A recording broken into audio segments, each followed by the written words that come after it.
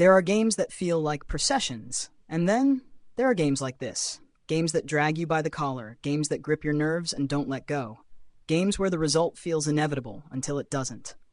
Real Valladolid against Barcelona at the Estadio Cesarea. On paper, this should have been a formality. Top versus bottom. Champions in waiting versus relegated and reeling. But if football was about paper, we'd all be librarians. What unfolded wasn't a classic. It wasn't even clean. But it was real, and it was raw. It was a story of momentum, of fragility, of expectation teetering on the edge of disaster. Barcelona escaped. That's the truth of it. They survived themselves, their fatigue, and a Valladolid side that, for 85 minutes, looked like they might just flip the script one final time before disappearing into the second division. The opening was chaos. Pure, unfiltered chaos. 6 minutes in, and the hosts were already ahead. Ivan Sanchez with a cross-turn shot that took a wicked deflection off Christensen and looped into the far corner like a drunk moth drawn to a flame. 1-0. Real Valladolid ahead. The stadium erupted, not with hope perhaps, but defiance. You could almost feel the collective gasp from the Barcelona bench. Flick must have wondered, even for a second, if this was the beginning of one of those nights. He had rested the usual front three, eyes on Inter Milan in midweek, and you could see that gamble in the early rhythm, or lack thereof. Ansu Fati, Pau Victor, Dani Rodriguez, it was a youth-heavy experimental front line, and they started like it. Ambitious but uncertain. Fati had a flicker of the old magic, with a smart touch and shot that Ferreira saved comfortably. Dani Rodriguez looked lively, even promising, before a cruel shoulder injury saw his night end far too soon. In came Yamal. And if there's a pulse to this Barcelona future, Yamal is surely its heartbeat. From the moment he stepped on, the tempo shifted. He danced through defenders like they were mannequins. Not always effective, not always precise, but always dangerous. And yet, even with his spark, the breakthrough wouldn't come. Valladolid defended like their lives depended on it. Compact, aggressive, even cynical when they needed to be. And Barcelona, for all their possession, for all their touches around the box, they looked increasingly frustrated. The weight of expectation, of rotation, of looming European pressure, it was all there. Then came the turning point, the second half. Flick reshuffled. Off went Fati. In came Raphinha. The Brazilian doesn't always shimmer with elegance, but when he wants to, he can bludgeon a match into his image. And on minute 54, he did just that. The goal was a messy one. A cross floated in by Yamal, punched away by Ferreira, and there was Raphinha, calm and ruthless, to tuck it into the corner. 1-1. You could feel the air rush out of the stadium. Barcelona weren't just back. They were awake. Alert. Hunting.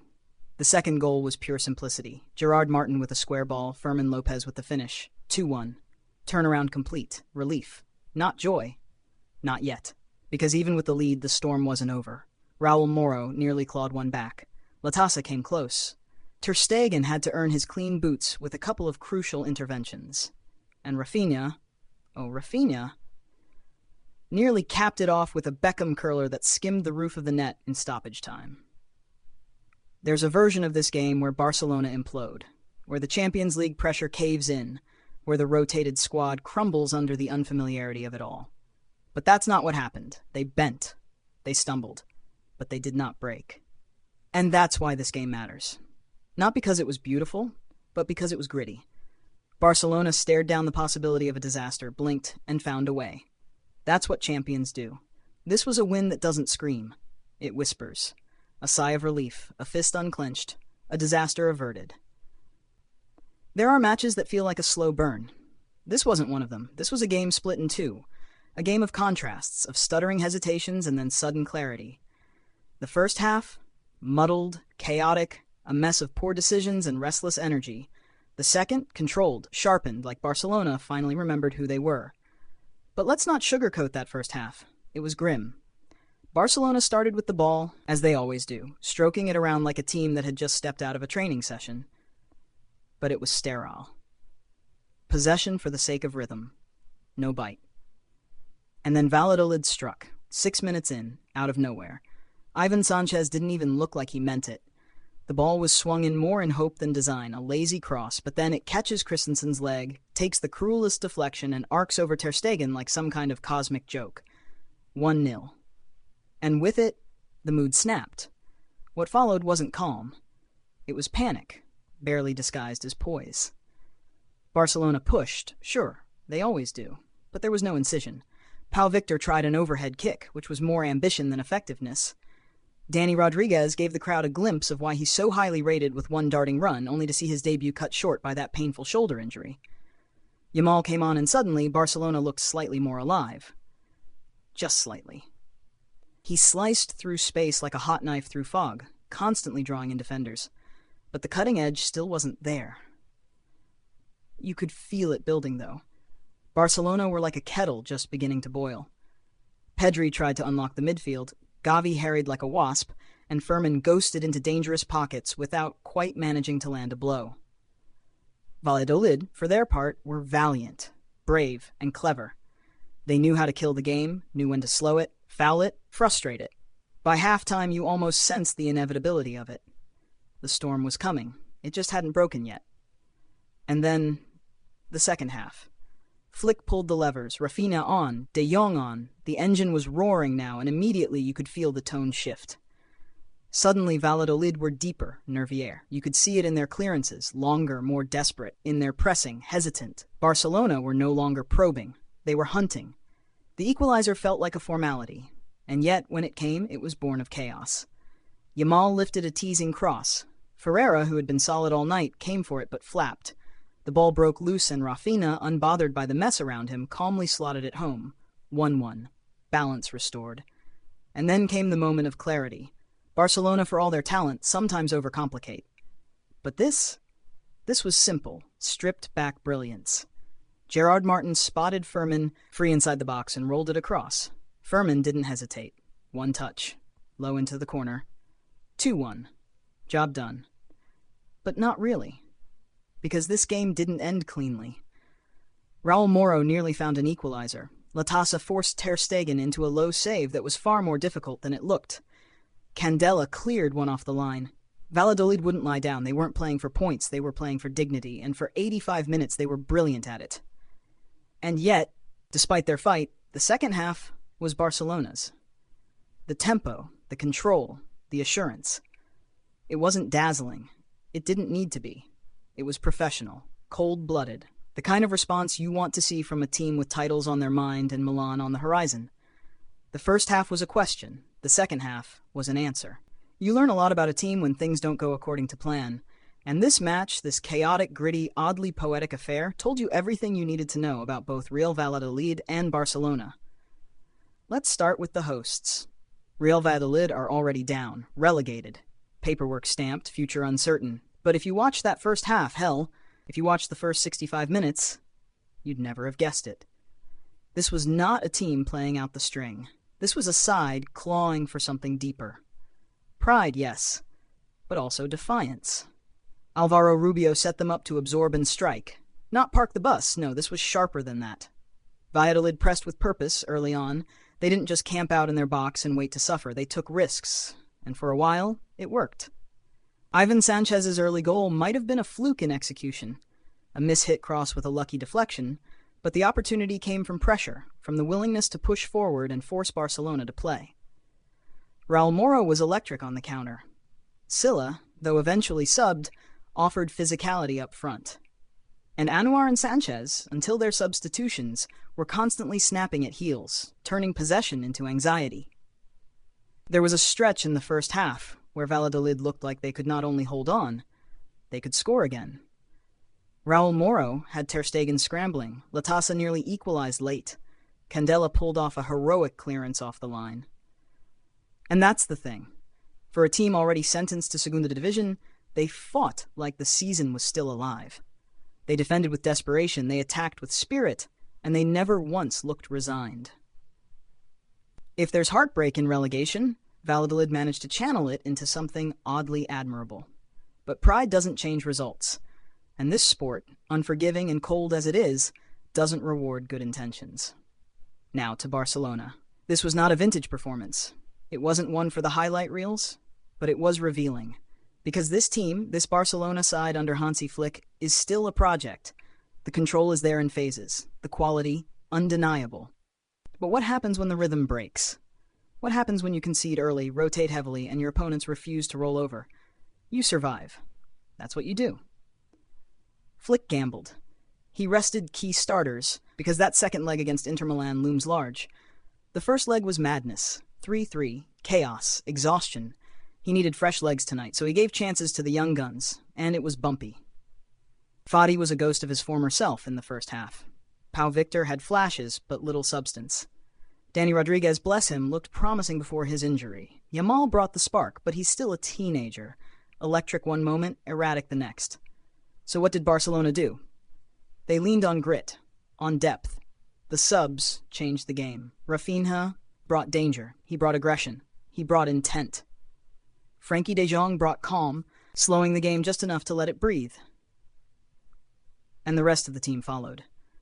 The defense rattled early, tightened up. Christensen recovered from his early blunder. Araujo grew into the battle.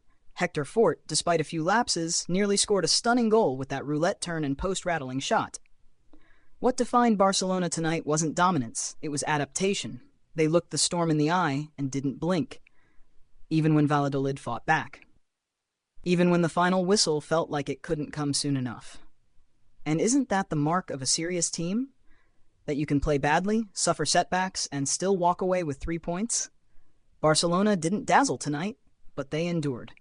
One team playing for pride. One team playing for the title. Different worlds, same pitch. Let's strip the crests away for a moment. Take off the badges, mute the chants, dim the stadium lights. And what you're left with is always the same thing. Players. 11 faces on each side, each carrying their own fire, their own burden. And this match? This wild, twitchy, nerve-wracking 95 minutes? It belonged to them. Let's start at the back, because no matter what happened in midfield or up front, this night had its foundations in goalkeepers. Andre Ferreira was good. At times, very good. He parried Dani Olmo's free kick. He smothered efforts from Fati and Pau Victor. He dealt with crosses, corners, chaos. That save in the first half when Pau Victor's header dipped just over the bar, that wasn't luck. That was positioning. The only real fault, if you want to be cruel about it, was the rebound that fell to Raphinha. But even that came from a risky play he had to make. And then there's Marc-Andre ter Stegen. He didn't have much to do. But what he did, it mattered. A clean stop against Raul Moro, a crucial parry to deny Latasa, and even when things looked like they might collapse in the final minutes, he was still standing tall. You almost forgot he was returning from a torn ACL. That's how composed he looked. Not flashy, but decisive. Like he'd never been gone. Across the pitch, some names shone brighter than others, and not all of them wore the shirt you'd expect. For Valladolid, Raul Moro was electric. Relentless. He ran like a man possessed, a player who didn't care that the league had already sentenced his team. He chased every loose ball. He created space with intelligent movement. Twice, he nearly scored. And the pass to Ivan Sanchez for the opening goal, that was real vision, even if what came next was a deflection and a prayer. And that opening goal might not have meant to score it that way, but you can't fake being in the right place at the right time. His work rate off the ball, his understanding of how to unsettle Barcelona's backline, he was a quiet force. Gone by the 72nd minute, but not forgotten. Now, let's turn the spotlight to Lamine Yamal. My God, he didn't score, didn't even register an assist. But the moment he came on, the match changed. The pitch tilted. Valladolid's left side, which had been firm and organized, suddenly looked jittery. Every time he touched the ball, there was tension. He glided past players like they weren't there. He nearly sliced them open with a back heel to Fort. If you want to know what potential looks like under pressure, watch Yamal's 45 minutes. And then we have Raphinha. Frustrating, furious, focused. Pick your adjective. He came on at halftime, and by minute 54 he had his moment. Not a stunner, but a poacher's finish. Opportunistic, unapologetic. Later, he nearly scored a free kick that clipped the roof of the net like a feather brushing against the bar, and he walked off the pitch knowing he had turned the tide. Fermin Lopez. The quiet assassin. He ghosted into the box like he was invisible. The finish? Calm as dusk. He doesn't demand the spotlight, but he steps into it anyway. You don't see him often, but when you do, it usually ends with a goal or a gasp. Gerard Martin deserves a word too. His cutback to Fermin was simple. But simplicity is underrated. He didn't panic. He saw the lane. He played it. That's what you want in moments that matter. In midfield, Gavi buzzed like he always does, loud, unrelenting, with the subtlety of a swarm. Not his most polished performance, but you could feel his fingerprints on every turnover, every press, every Valladolid player who looked up in 3 inches from their face. And Frankie de Jong. He didn't play the full match, but when he came on, the air changed. Everything slowed down. He receives the ball, and it's like the pitch breathes again. He didn't need to make it about him. He just made it manageable. Even Hector Fort had his moment. That roulette turn in the box, that close-range effort that smacked the post, from a right back? Are you kidding? That deserved better. That should have been a goal that lived on replay loops for weeks. On the other side of the emotional scale, Ansu Fati. And this one stings, because we've seen the Wonder Kid. We've seen the dazzling Fati. But tonight, he looked like he was searching for himself. A few touches, a couple of bursts, but no conviction. He was replaced at halftime, and it felt right. It also felt sad. And finally, Candela. The clearance off the line. That's what you remember. Barcelona were surging. Yamal was certain he'd scored, but Candela appeared like a ghost, like a heartbeat of resistance, and stopped the ball dead. That wasn't just a clearance. That was a message. These were the players that shaped the night. Some broke through, some bent under the weight, some quietly held the line. That's the beauty of this game. Every name, every number, every minute matters. And that's all for now. This has been Across the Pitch.